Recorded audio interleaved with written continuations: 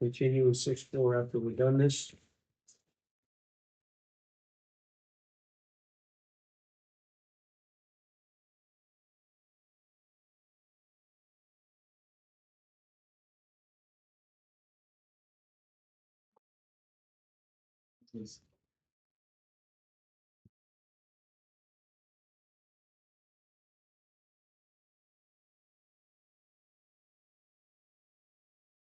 Number one, the first subatomic particle, the electron, was discovered by Thomson.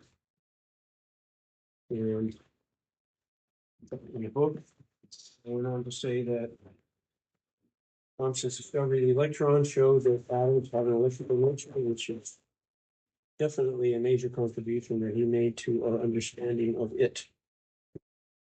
Charge to mass ratio for the proton, the mass is on the bottom, the charge is on the top, because the proton is about 2,000 times the mass of the electron.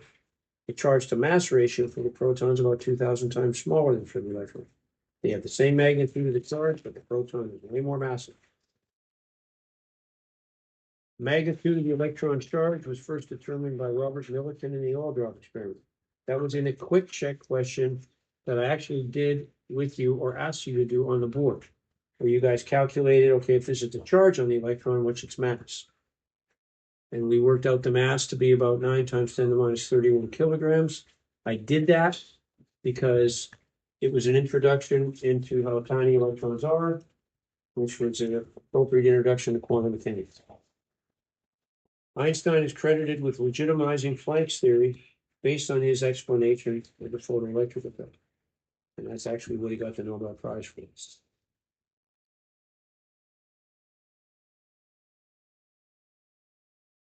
When a sample of naturally occurring neon is analyzed using a mass spectrometer, they can right out of the book. Which of the following will experience the most deflection in the magnetic field? They all have the same charge. The deflection they experience is based on the charge to mass ratio. So whatever have the smallest mass is going to be the most. That's the golf ball thrown into the fan, but that's the ping pong ball thrown into the fan instead of the golf ball. So neon 20 has the smallest mass, so it'll experience the most deflection.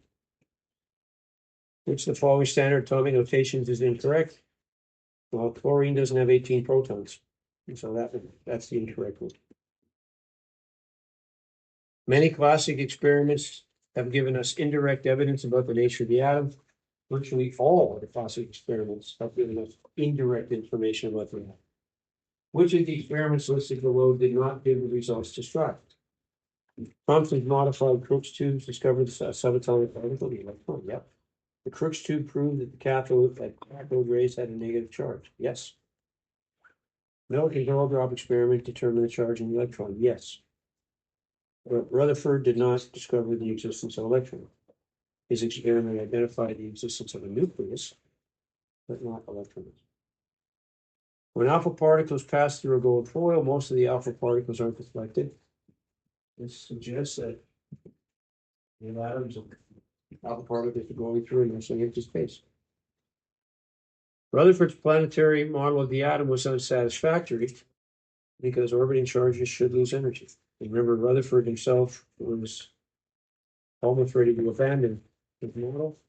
If more suggested a way to save it. The number of waves passing a point per unit time, that's frequency. The color of visible light that has waves of the lowest frequency. The longest waves, lowest energy is red. Some people put infrared. Infrared does have a lower frequency than red, but we can't see it. It has to be visible. Okay. The concept of energy quanta was first proposed by Max Planck. Remember I said there's 2 equations you should remember. One is this. The other one is this. That thing represents frequency. Which of the following is not true for electromagnetic radiation? Well, that is just another way of writing that. So that's true. That is this. That is another way of writing it. But this is true. This tells us that frequency and energy are inversely related. So this should be E equals Planck's constant times, right?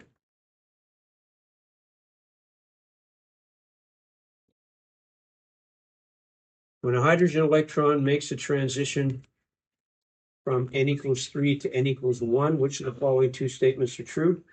Well, if it goes from a larger cloud to a smaller cloud, that's what n tells us.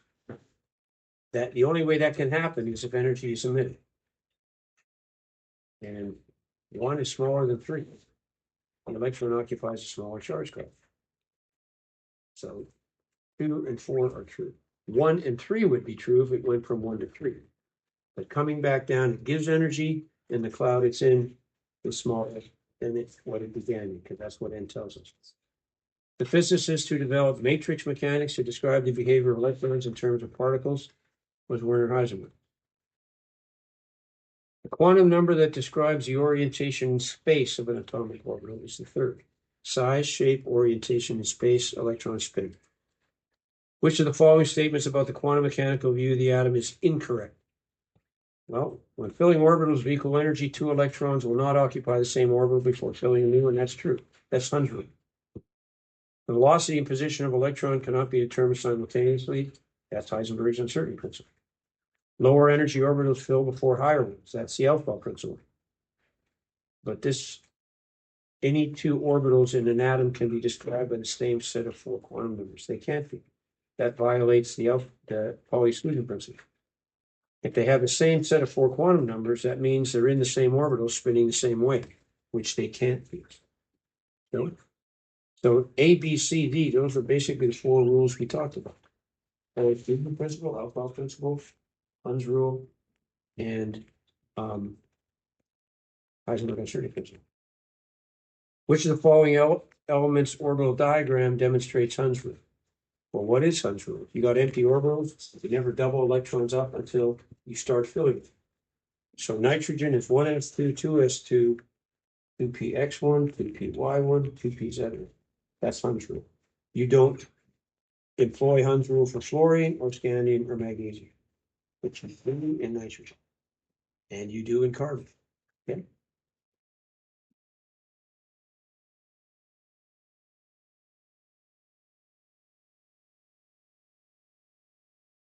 Didn't photocopy too well, and this, I think, remember I told you guys that it shouldn't be KR, it should be AR.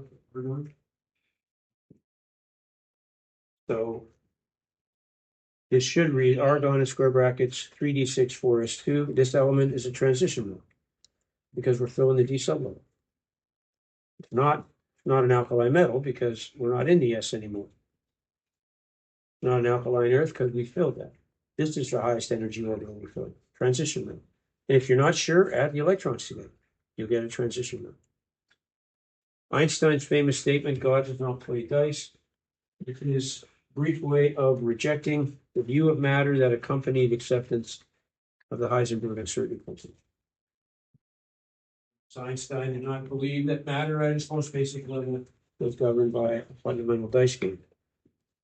An atom possesses the following electron configuration. Which one is it? You add the electrons together. 1s2, 2s2, 2p6, 4s2, 4p6, 4s2, 4p8, I think. 45, you can't see it, but you put in your test, that's manganese.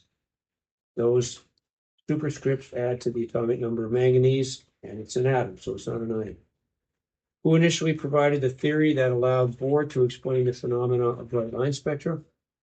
Max Planck. But Bohr got the idea of quantized energy states by Planck saying that energy can be some values and not others. Which of the following elements represents an exception to the order that we normally fill orbitals? Well, we talked about chromium, copper, silver, gold, and right underneath chromium, molybdenum, S1D5. And there's more than that, but those are the only ones I wanted you guys to remember.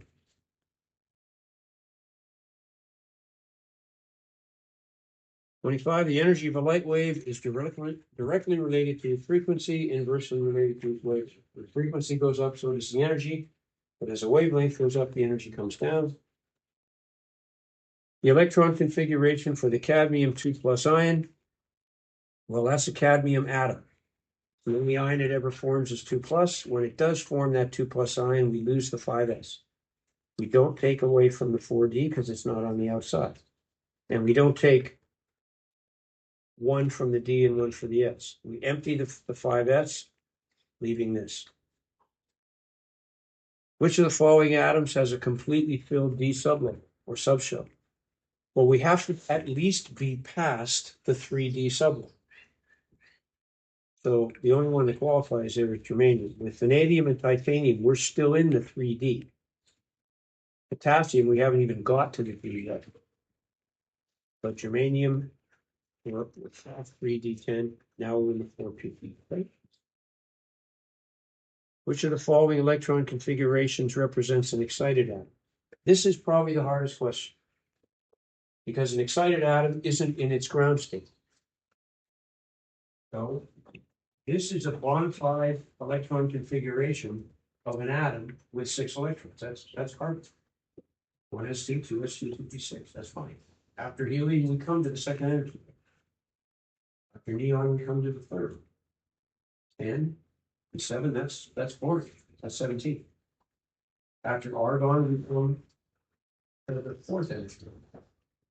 So 4s2, 3d1, that's scandium. But after krypton, we do not come to the 6s. After krypton, we come to the 5s. So this is an excited rubidium atom. Rubidium as an atom in its ground state is that. But if after krypton, that electron is in the 6s, it must be in the 6s. That was the hardest question. Which of the following electron configurations must be incorrect? That the ground state didn't belong there, and I told you guys that. This one, of course, because we can't fit 7 electrons in a p sublevel.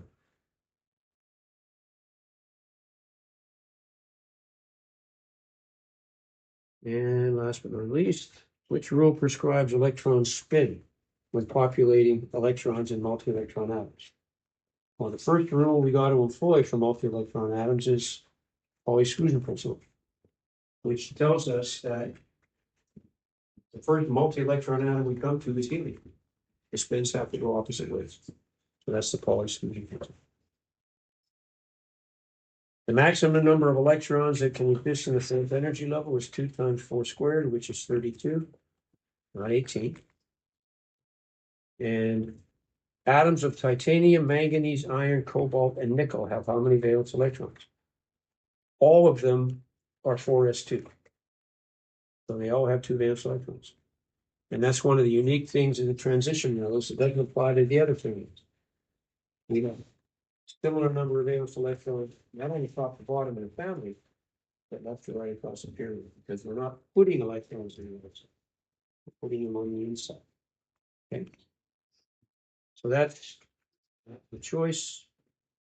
Let's temporarily put that away and go through this.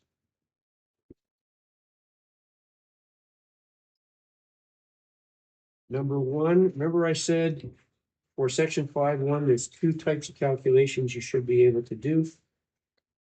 One of them was that one, where if you're given the percent abundances and given the mass of each isotope, you should be able to calculate what the atomic mass is. Most people got this right, but a lot of people got 2.5 as opposed to 3 because they didn't put any units in their calculation until the very end. So it's when you're generating the equation, it's not 78.920 times 0.2534. It's 78.920 atomic mass units. So you have to have 3 atomic mass units in those 3 products that you add together. Most people put the AMU in the final answer, but if it wasn't anywhere in the calculation, I probably wrote units and then wrote 2.5. But the way that's done is exactly the same way the sample problem was done, isn't it? So you got the atomic mass, AMU, times the percent abundance as a decimal, added to the other mass times percent abundance as a decimal, added to the third one, add them all up, and 468, 79.91. It's pretty easy to check because you can look at the periodic table. Number 2, consider the Brovich equation.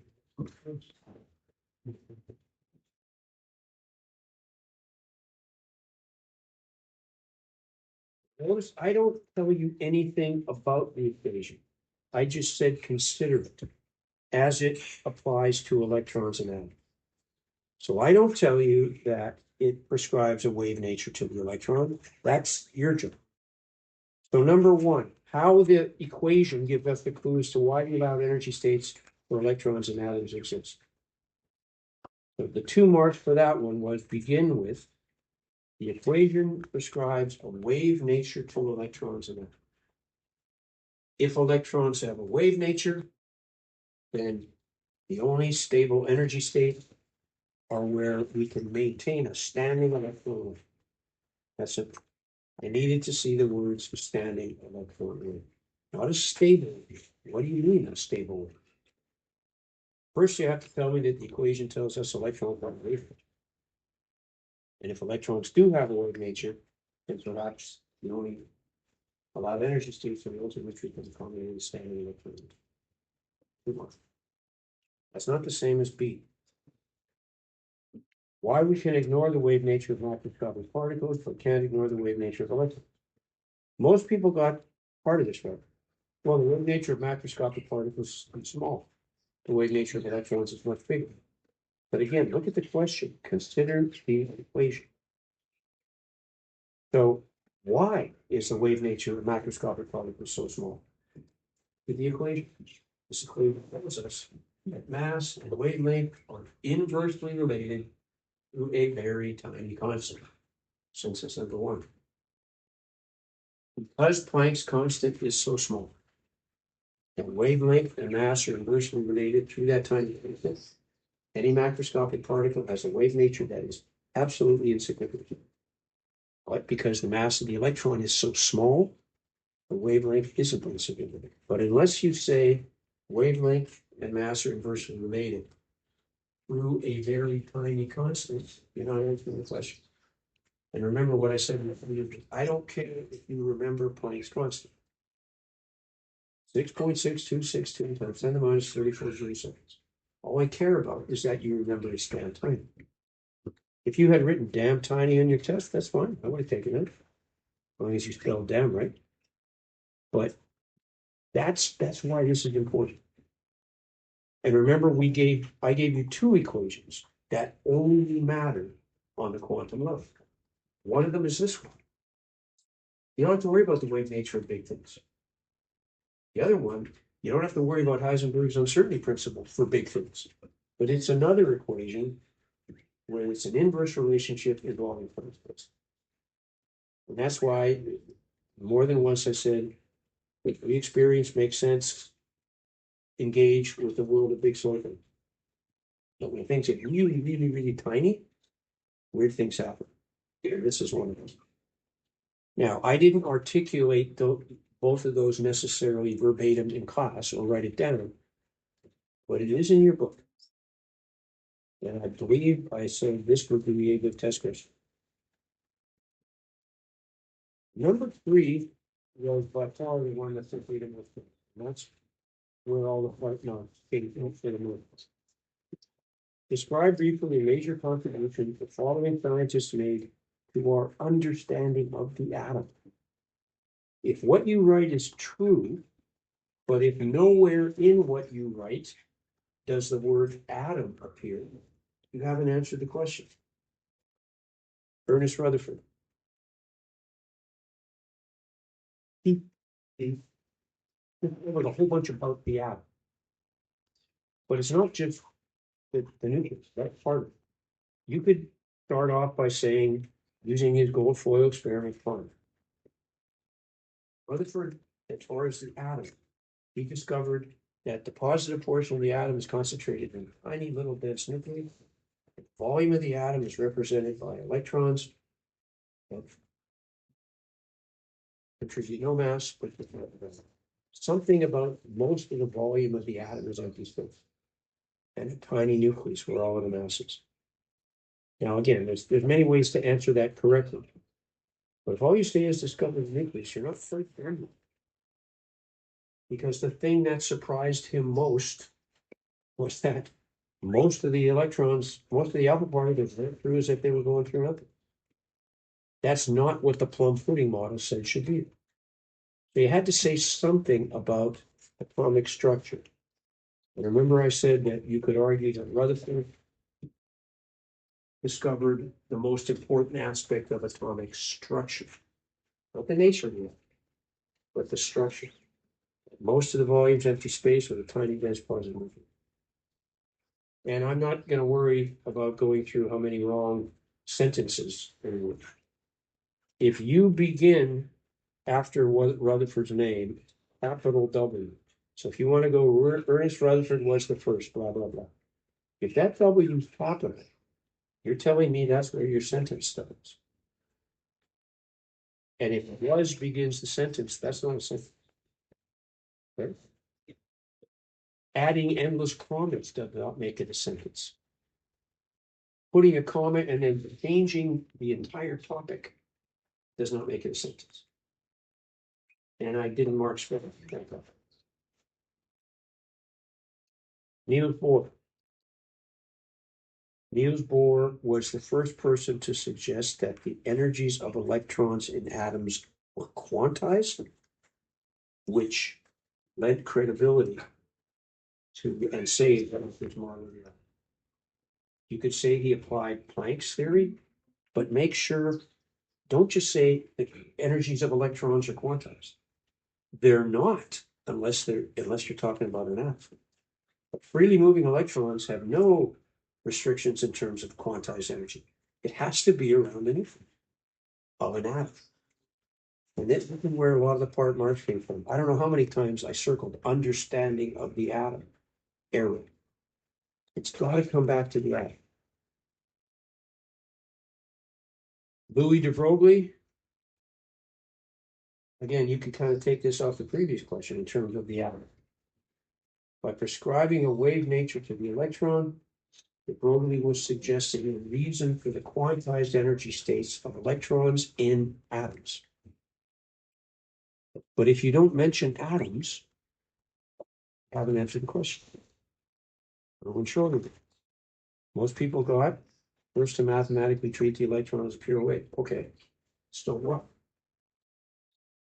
By mathematically treating the electron as pure wave, Erwin Schrödinger's equations gave us regions in three-dimensional space around the nucleus where electrons are probably located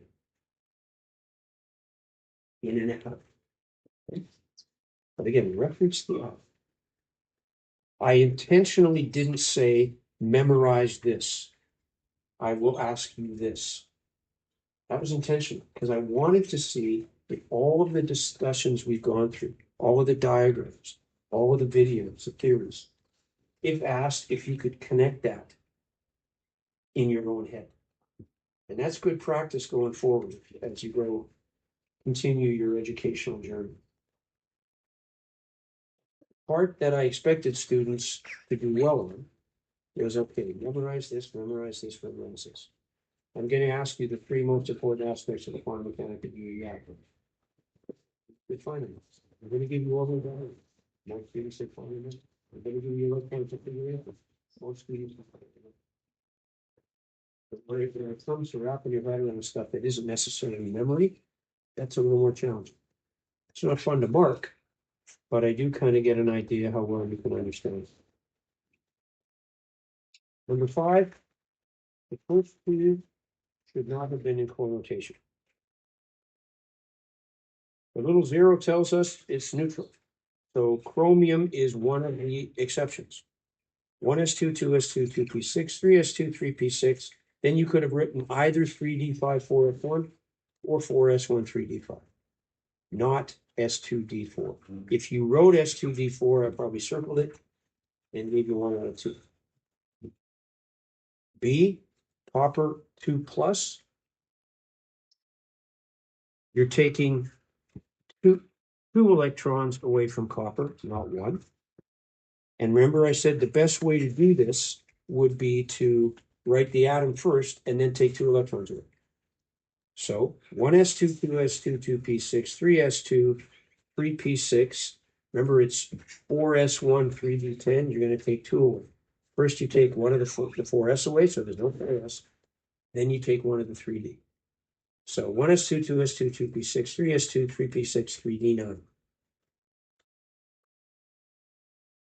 Molybdenum as an atom is right underneath chromium. Just like chromium, it's an S1d5 exception, except it's in core notation. So krypton in square brackets, either 4d5 5s1 or 5s1 4d5, same thing. Indium with a 3 plus. Indium is a p block element. So it's S2p1. As an atom, it's krypton. If you're doing it littlest to biggest, 4d10 5s2 5p1. It's got 3 valence electrons. Take everything away. Take the 1 5p and the 2 5s. So it's just krypton in square brackets 4d10. You don't add electrons if it's a positive charge, you take them away. You don't remove electrons if it's a negative charge, you add them. Silver is also an exception. It's right underneath copper, right underneath silver, krypton 4d10 5s1. Okay, or krypton 5s1 4d10, either. 2 marks. The next one was the other diagram in front.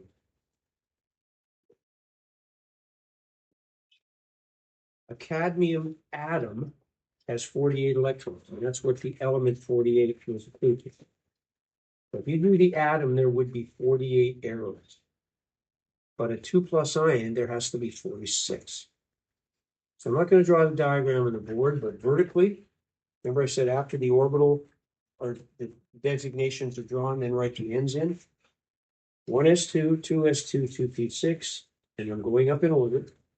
3s2, 3p6, 4s2, 3d10, 4p6. There are no 5s, 4d10. So after the 4p6, you can either leave the 5s empty or erase it entirely.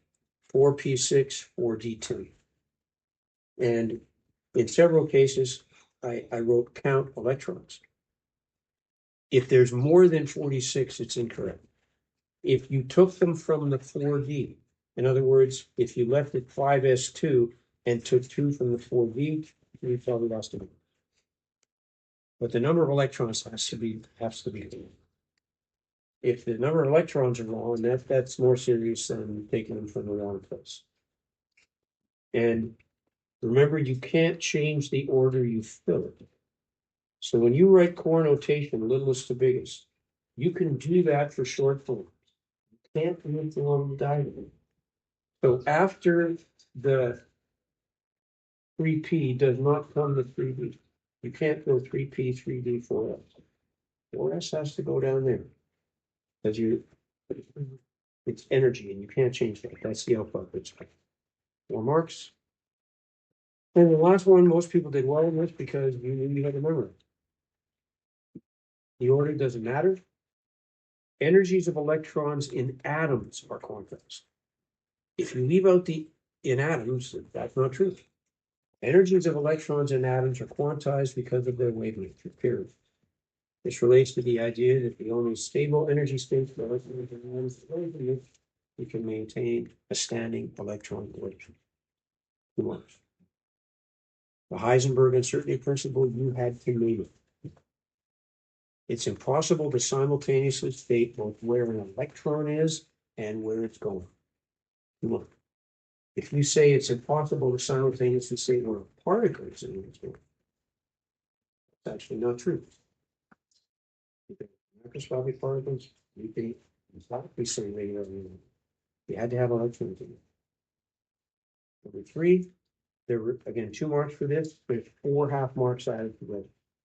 Atomic orbitals are those regions in space around the nucleus where electrons of a particular energy are most likely found. Since you said R found, I might have given you 1 mark, I might have given you 0. That's the whole point behind Coulomb mechanics probability. Now, because there are so many part marks, there's a reasonable chance that I might have made an addition there, particularly if your test was the 84th or 85th one, I marked and added. Okay? And if in fact I did make an addition error, I'm happy to change it. I have been known to do that on occasion. But what I'm not gonna do is change the mark I awarded for this answer.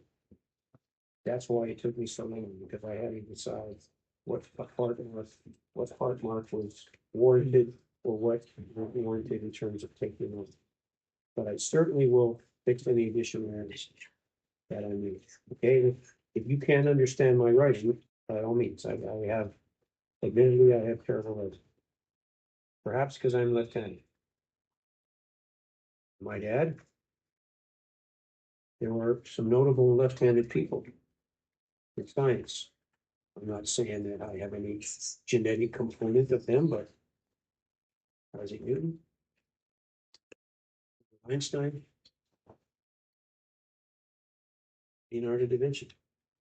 Just saying. Does that mean some of my guys? I don't know. Some of you are left-handed. Make this something to think about. I'm always encouraged when I see left-handed people in class. Apparently, the data suggests that left-handed people don't get as long. Apparently, the theory as to why that is the world is right-handed. Everything is constructed for right-handed people. Can you play guitar? Play along with play. Look for left-handed guitar. You're not going to find too many. You might see one out of 300. Can you play violin? The chin guard in a violin is on the other side. Right-handed people play violin this way. I took violin lessons. I had to get the thing changed because no one plays it that way. Little things like that. Anyway, whether I made a mistake or not, I need part two. So once you put it here, then the mark's fixed in stone, but don't put it there until you're sure that I didn't make a mistake. You just have to.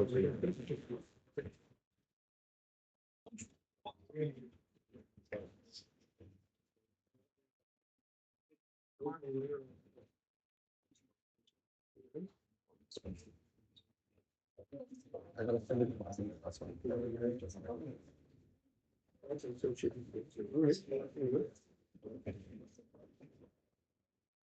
Dude, you be getting those difficult questions, right? No, I don't, bro. I be getting the caveman. You've man. Like you forget units. I didn't forget units, but then everything Oh, else. it's such like a small detail. Everything is I don't know. everything. With everything else, except for caveman. I'm mad. I completely forgot about this is the one thing I could have gotten full marks on. I just completely forgot. And it's the one you wrote out. You haven't done that. And I double checked it too. I was like, yeah, this looks right. Yeah, this looks so right to me. Not red at all. Wasn't even close.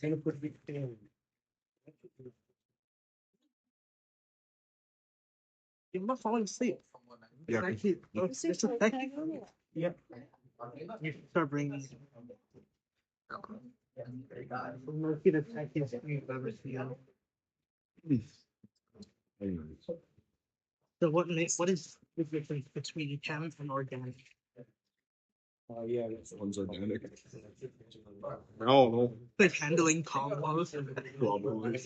This is chemistry, guys. You're just picking up slop. You forget to do things. That's a weird way to express part of the housing.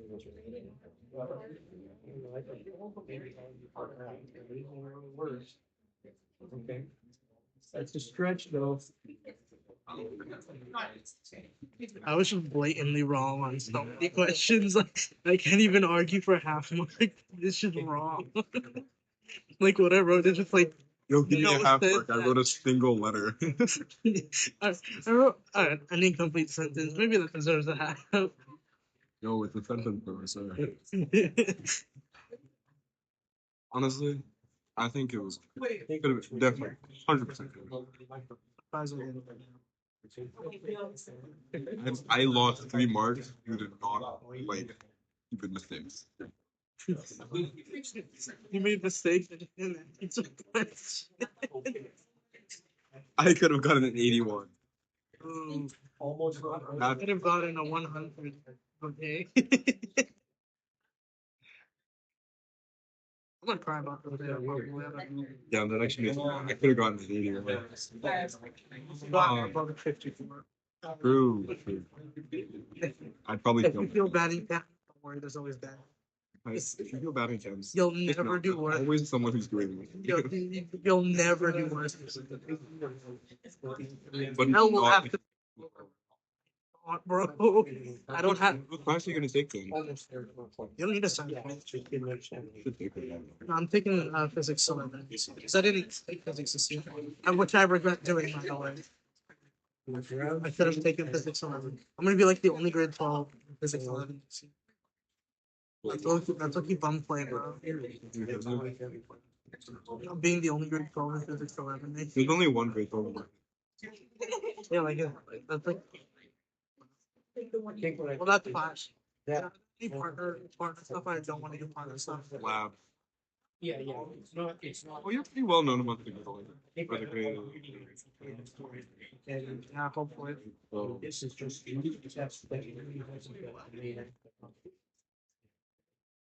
go to the back? Hey, folks, let's press on to where we left off, literally in 6-4. The power school is so loggy, bro. I didn't even know there was the elite today. I didn't know either. Because the power school thing didn't change. I had to check the Google calendar. The Google Jiggles.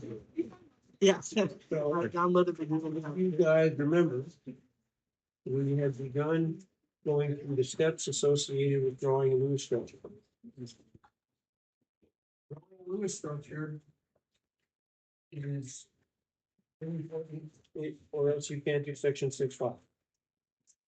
And one of the questions that I guarantee I will ask on the final exam is a table where, and I think I referred to this last class, I will give you several formulas. Then you'll have to draw the Lewis structure. You have to assign a category to that structure based on what you draw. And from that category, you'll have to be able to suggest a three-dimensional shape, name and draw. Okay?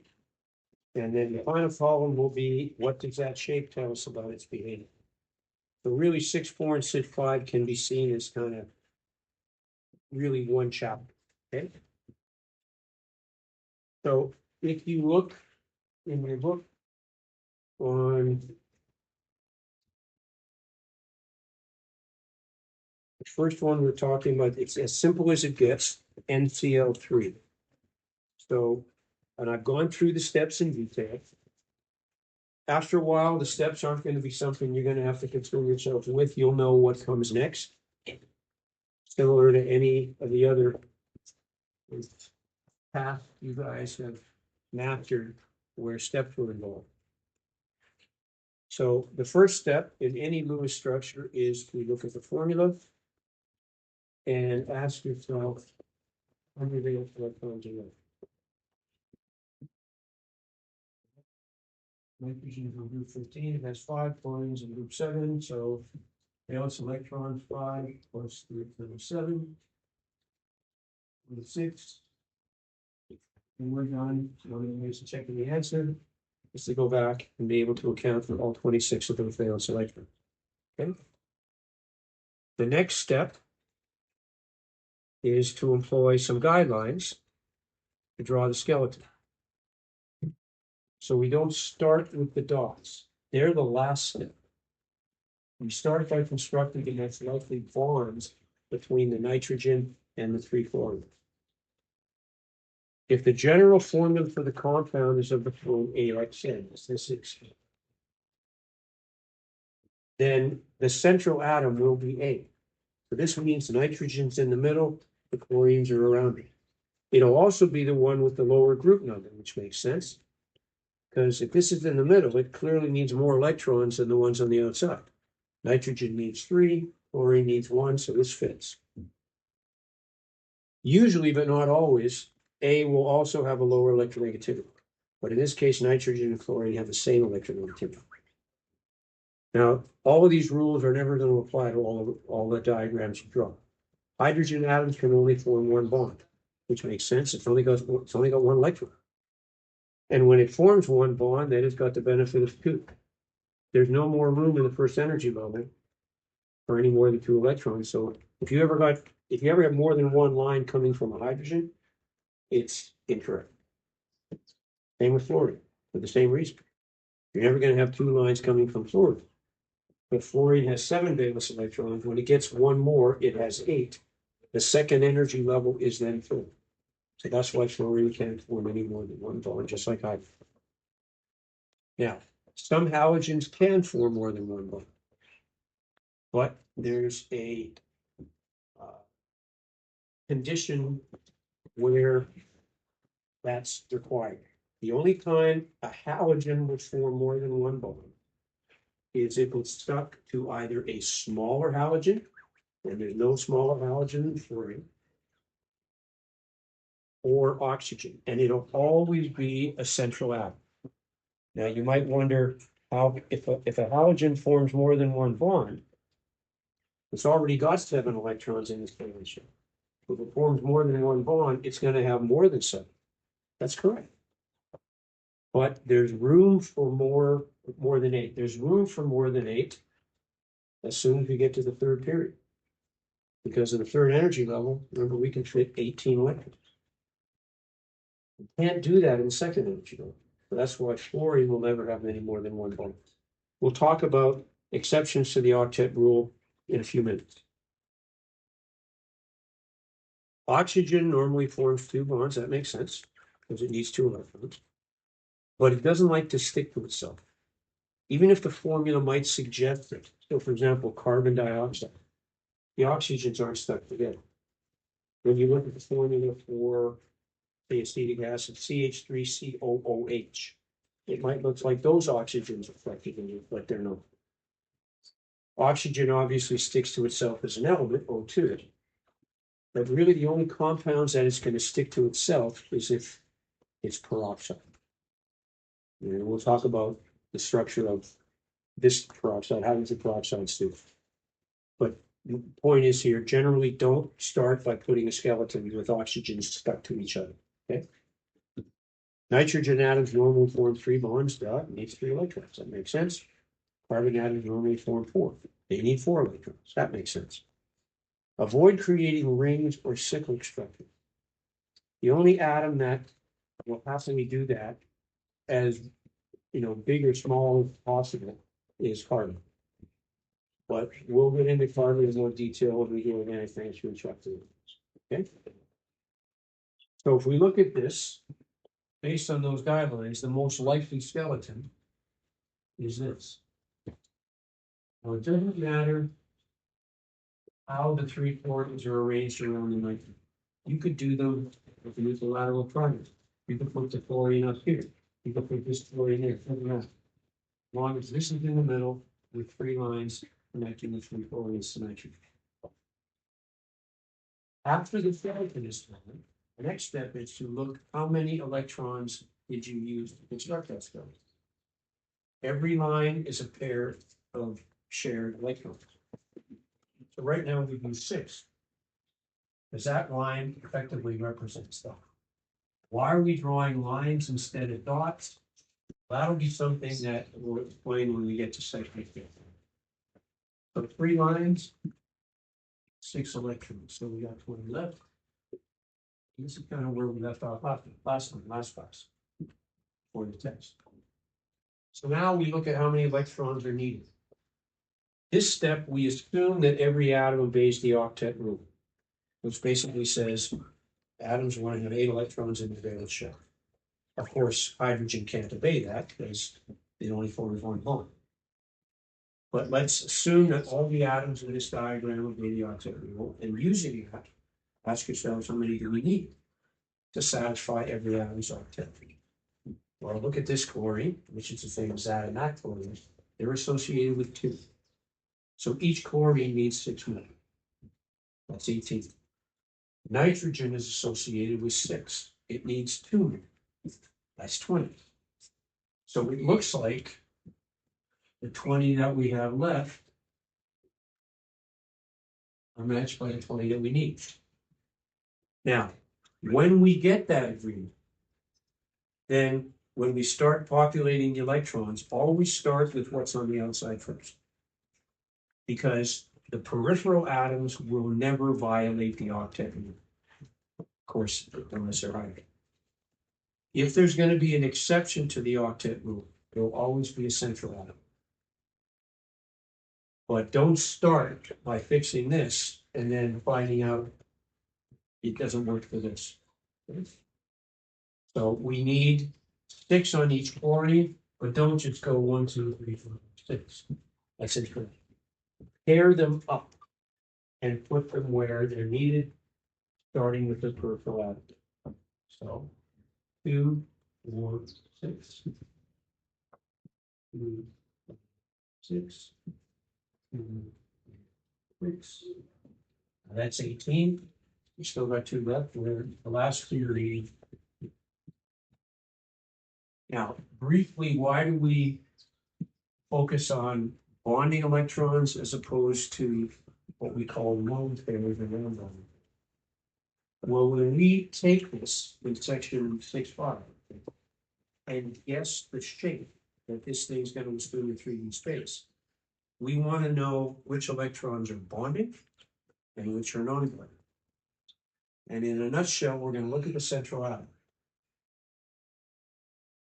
The idea that we employ to guess a 3-dimensional shape from this is based on a very simple idea. Valence shell electron pairs repel each other. And that's the name of this theory.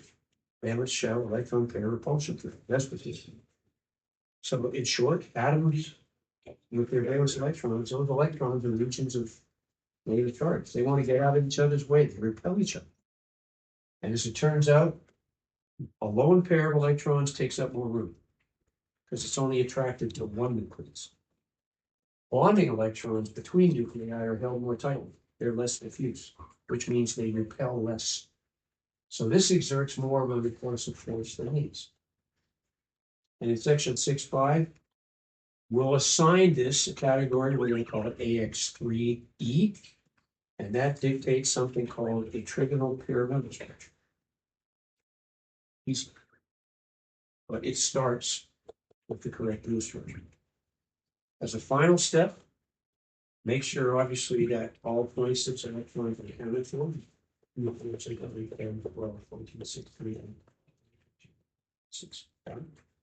Ask yourself if all the atoms in the molecule obey the octet rule, and where they do. 2, 4, 6, 8. 2, 4, 6, 8. And also ask yourself, are all the electrons arranged in pairs?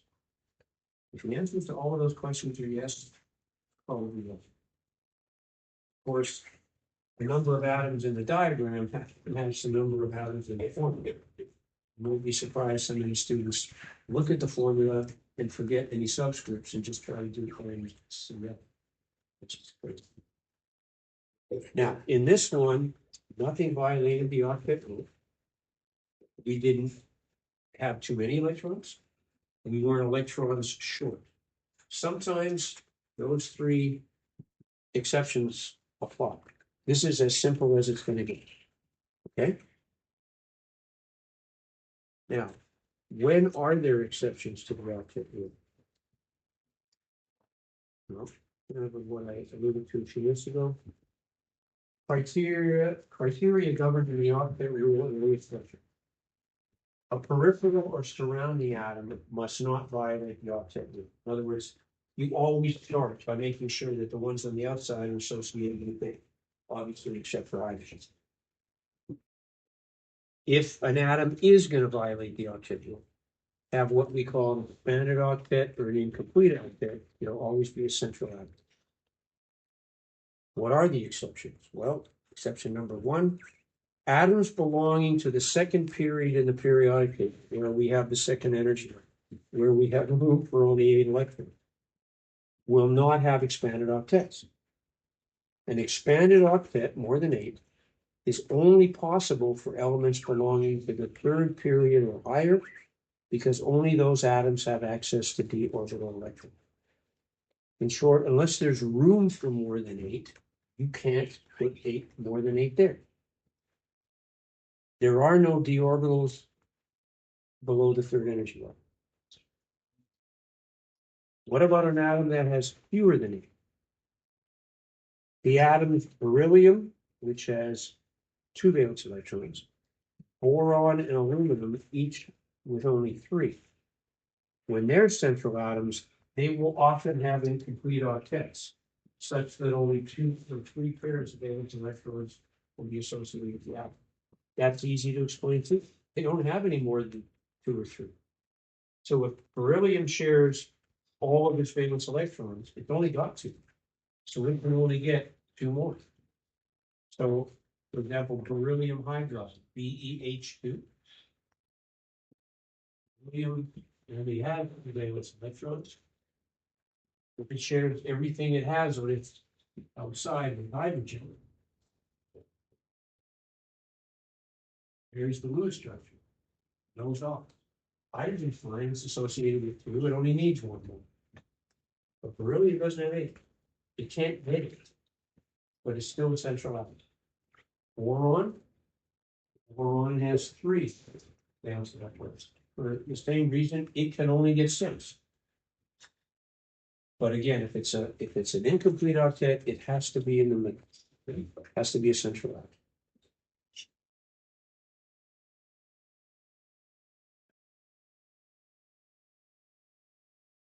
The quick check is basically asking you to reiterate what I just did. Look at number 2. Hydrogen sulfide, correctly named dihydrogen monosulfide, is a poisonous, foul-smelling, flammable gas. And it's so foul-smelling that we can detect it in parts per billion with our nasal passage. Why is the molecular skeleton for this molecule written that way wrong? Why would this have to be wrong? Notice the arrow pointing at the central hydrogen. There's the clue. What's wrong with that skeleton? Yep. This hydrogen doesn't have 2 electrons, you say? Yeah, they have 2 bonds. If you got 2 lines coming from a hydrogen, you're saying there's 4 electrons associated with that hydrogen. Where are the extra 2 going to go? Because there's no room for any more than 2 electrons in the percentages. But if you put a line on the other side of sulfur, that makes sense. Sulfur normally forms 2 bonds, just like oxygen. So take this hydrogen, plunk it here. Number 3, determine the total number of valence electrons present in each of the following molecules. You guys can do that by looking at the family number. Okay. 2 times 1 is 2, selenium is right underneath sulfur, right underneath oxygen, so 6. Carbon 4, 47, 7 times 4 is 48, plus 4 is 32. Oxygen 5, 27, it's like this, 26. Phosphorus is 5, the nitrogen 2, each chlorine is 7, 5 times 7 is 35, 5 is 40. Sulfur is 6, each chlorine is 7, so 30 times 3 is 48 plus 6 is 48. And by the way, phosphorus is the central atom, and there's 5 chlorines around it. And how many electrons are we associating with that something phosphorus? Not 8. Okay. Is that possible? Yeah, it's phosphorus is a tertiary element. Look at this one, SF6. The electrons associated with that sulfur on the outside is 12. Again, you can do that. And we got room for 18 in the third energy one. And phosphorus and sulfur are both tertiary elements. Okay? And we'll talk about the shapes of all of those things when we get to 6.5. Even simpler than NCl3 is water. So, hold on with those electrons, 6 plus 2 is 8. There's the only possible time. Oxygen is 2 bonds, hydrogen is 1. To construct the skeleton, we use 2 and 2 is 4. Hydrogen doesn't need any, it's only got 2, but oxygen needs 4. Now, does this diagram, is it intended to suggest that water is a linear molecule? No. Don't try to make your Lewis structure look 3D. Water isn't a straight molecule. It's lucky for you it isn't. If it was, there'd be no life here or anywhere else. There'd be no DNA. No, it's not a straight molecule, but we'll use that to guess its shape. And as we're going to see, its shape is often called V-shaped because these two lone pairs exhibit repulsive force. And they push these things out of that state. And we'll get to that at 6:00. This set of practice problems is simple set of practice problems. You're not going to run out of electrons. You're not going to have too few. Like notice this, boron's going to have an incomplete electron. These and these will be. Okay? When we get into the rest of this section, on Friday, we'll talk about complicated features. We'll talk about multiple bonds. When do you know you need them? And we'll talk about expanded octets. But if you could complete these practice problems for Friday and then just read to the end of the section. I know it's Friday, it's already off. I'll be here Friday. What? Regular. Schedule, that's a good. I think it's green. Okay, I will, Friday. I think I can get the Fig 5 on. You really need me.